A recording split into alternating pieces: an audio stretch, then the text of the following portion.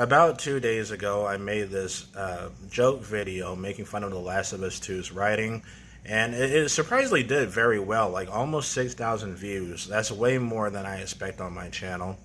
Anyway, one of the comments I got was someone saying that they also saw someone recently talk about this issue, the shoehorned in politics of The Last of Us 2.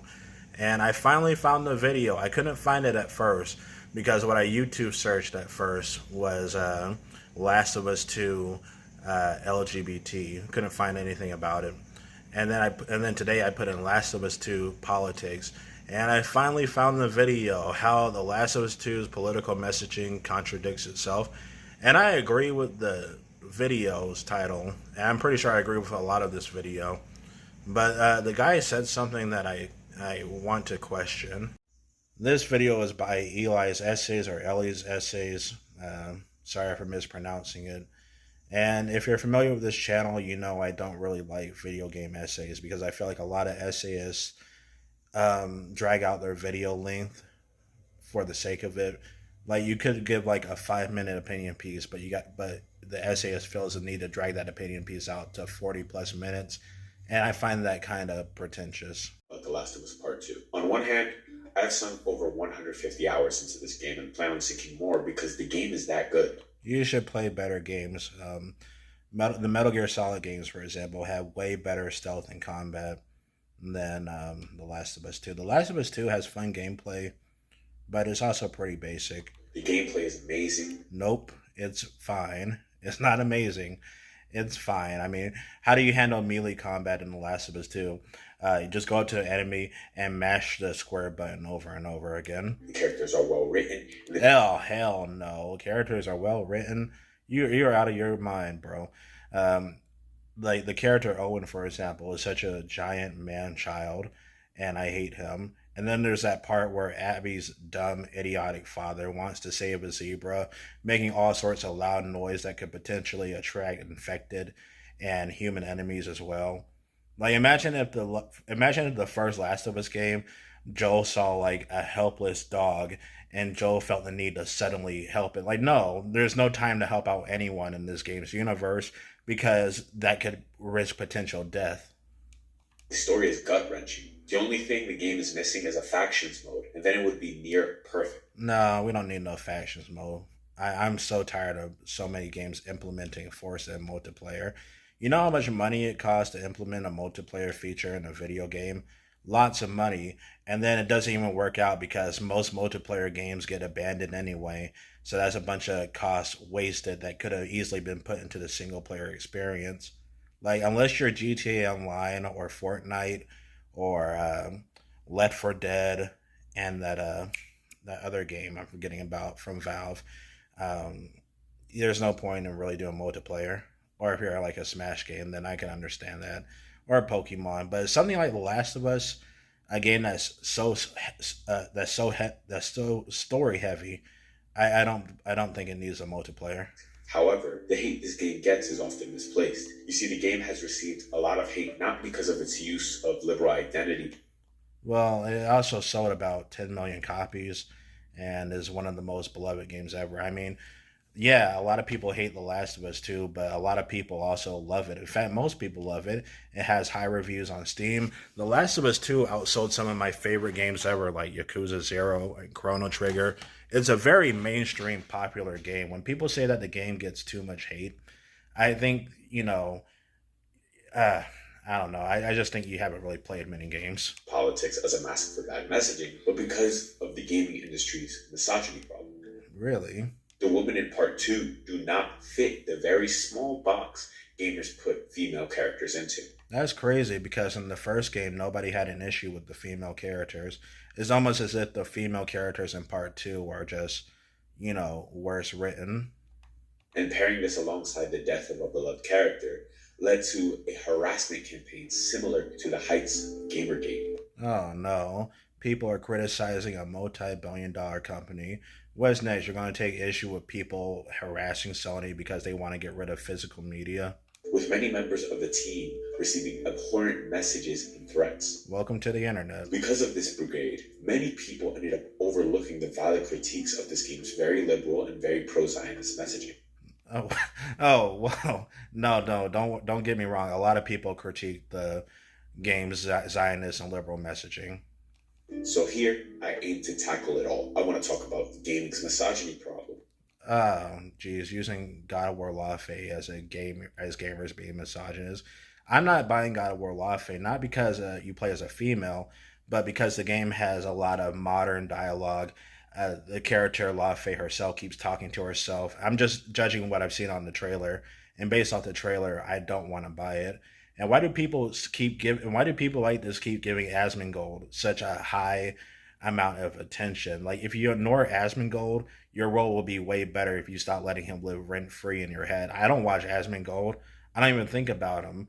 You know, I mean, not as much as I used to. But yeah. Thanks for reminding me about Asmongold today. I appreciate that. I want to talk. By the way, like I said earlier, nobody had a problem with the female characters in The Last of Us 1. Nobody had a problem with the female characters in the Persona games or Fire Emblem. Nobody had an issue with the female characters in other video games like Bayonetta. So yeah, maybe you're the sexist one here. Maybe you're the one projecting your sexism, because so far I just see people that are just tired of modern writing. I feel like God of War Lafe ruins Faye's character, by the way. Part of the charm of the 2018 God of War game was how mysterious Kratos' wife was. Whereas in God of War Lafe, they're just throwing away all that mystery and ambiguous writing.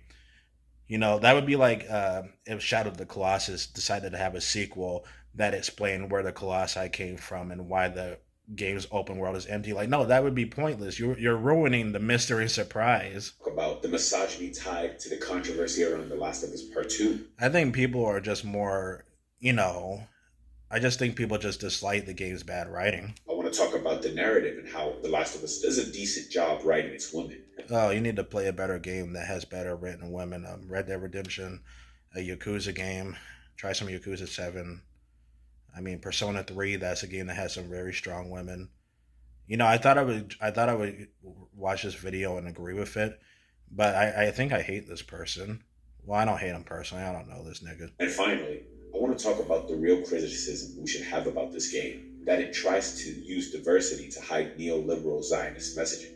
So, let's dive into the mess that is The Last of Us Part 2. Oy vey.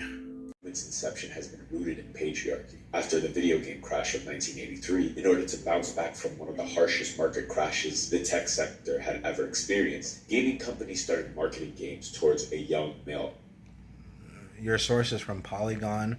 I wouldn't trust Polygon at all. That's the site that literally calls video games racist and misogynistic. Audience, believing that this would be a surefire way to gain a devoted base. I'm sorry, what did you say? As the tech sector had ever experienced, gaming companies started marketing games towards a young male audience, believing that... That's actually understandable. Like, look, I've had a job in the military where I talked to so many women, and I'm just going to say it, a lot of women don't play video games. When I went back to North Carolina to see my family, my 6-year-old little sister, she has a Nintendo Switch. She didn't use it at all. She was way more focused on doing other stuff. I mean, there are gamer girls out there, but they're super rare, I mean, who's the biggest female gamer girl on YouTube? Is some random critic from IGN. And the biggest female YouTuber critic person on YouTube, I worded that horribly, is Girlfriend Reviews, who doesn't even really play the games that she reviews. She watches her husband or future divorced boyfriend or whatever play the game, and then she just reacts to it in her quote unquote review. So yeah, even when it comes to YouTubers, finding female game critics is super rare. I mean, I guess we could find like a female streamer who pretends to actually like the game, but usually these streamers rely heavily on their looks. They're using their looks to attract people. But yeah, I'm just saying, like, most women and girls, they don't really care about games at all. and my source is from real life experience. And yeah. That this would be a surefire way to gain a devoted base. Ads began to center young boys, with them being presented as the protagonists of every advertisement. Consoles were deliberately put in the boys section in toy stores, to the point where games became culturally associated with boys. Yeah, because most girls don't really like video games. On top of the marketing, games depicted certain types of men in a certain type of light. There was an emphasis on the macho, the coolness factor of male characters. Yeah, like what, do you want a male video game protagonist that's like morbidly obese and has heart problems or something? Like, yeah, I want to play as a cool badass. I don't want to play as a normal, boring, average American. I can just go to Walmart to witness that. The power in the protagonist's hands. Male characters were always the one at the helm, directing the journey. In contrast, women were often the reward for a protagonist's journey. There were very few female protagonists during that era, with the exceptions being considered mind-blowing at the time. I mean, there was also Final Fantasy IV, Final Fantasy V, Final Fantasy VI. There is a ton of JRPGs back in the 90s and 2000s that show off strong depictions of women. It's not my fault that you don't really know about other games outside of Tomb Raider and Metroid. This type of environment cultivated a boys' club for gaming. Gaming would not see a more equal audience until the 2010s. Yeah, that was probably for the worst. And in today's world, women make up 48% of gamers. Where is its source? ESA Power of Play. I don't believe this source at all, buddy. Not at all. I mean, again, just from my sources, real life. I'm not saying there aren't any women that play video games, but over 40%, get out of here. I wouldn't be surprised if that number was way lower. I feel like this is just actual propaganda right here. Like, how did they conduct this research? Like, did they go up to a bunch of female gamers and ask them about what they play? Like, what games do these people play? Like Call of Duty and Fortnite or something? I mean, those are games, sure, but they're not really, the real stuff, like the quality stuff, like with Yakuza 0 or picked up another Yakuza game or something like Metaphor ReFantazio. Again, there are female gamers out there, but yeah, I don't believe those numbers are that high. I think those numbers are over exaggerated. And how long is this video? 49 minutes. Yeah, I'm not listening to the rest of this.